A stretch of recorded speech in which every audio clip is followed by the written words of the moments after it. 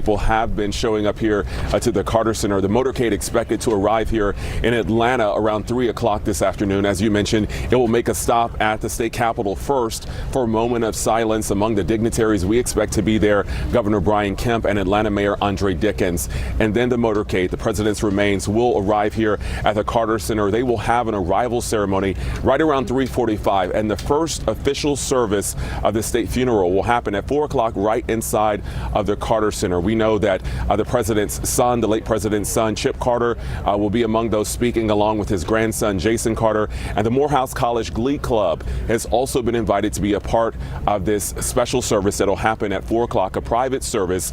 And one of the things to note here, the president really wanted this first service here to really be intimate, really to be family, and some of the people who had been with him and his wife, Rosalind, along the way, doing some of that humanitarian and mission work. So some of the Carter Center employees, the museum employees, have been invited here today to be a part of this service before the public shows up at 7 o'clock.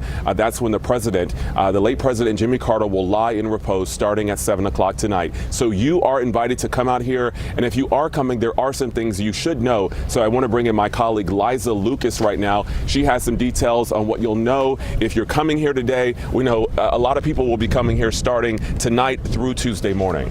That's right, and we've seen that stream of activity since we've been out here all week at the Carter Center. Some people taking their time early prior to the lying in repose beginning. Others saying they indeed will come back and be standing in line. We spoke with one person from Texas, making the journey 13 hours from Austin, Texas, really talking about the bucket list that he never had. He'd always wanted to go to the Carter Sunday School and Plains and be part of that class. Well, unfortunately, that didn't come to fruition, so he made sure that he was able to come here. But as Jonathan mentioned, there are logistics to keep in mind for the public as they make their way over to the Carter Center this afternoon. We know those buses are going to be running starting at 6 p.m. MARTA just put out another alert to us, so we want to make sure that people really hear this loud and clear. Those buses are going to start running from the King Memorial Station around 6 p.m. tonight, and then lying in repose will begin at 7 p.m. until Tuesday at 6 a.m. Now, if you want to get to the Carter Center, you're going to need to use those shuttles. MARTA just telling us you must use the shuttles unless you plan to walk or bike here over the Carter Center. There's no parking here on site. You also cannot bring any purses, bags, backpacks, items with you. Only diaper bags will be allowed. And the MARTA people really want to drive this home, because if something is taken from you, it will not be returned.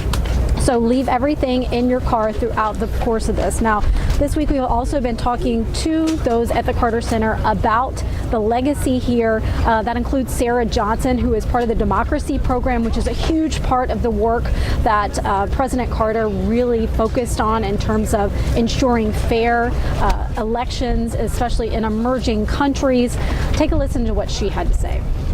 I think he really loved the city of Atlanta and the state of Georgia and Georgians, and that outpouring of love for him is coming back now. I really hope that people will have an opportunity to come and pay their respects if they wish. I know he would have loved to have people come and honor him and to honor the work that he's done for Georgia and for the U.S. for a long time.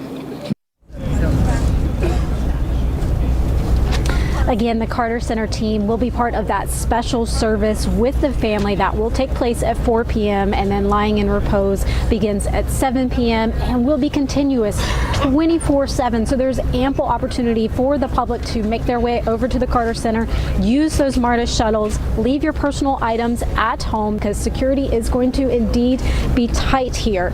And there's a beautiful memorial behind, so there's another opportunity to still drop off those flowers as well, something we've been watching grow throughout the course of the week.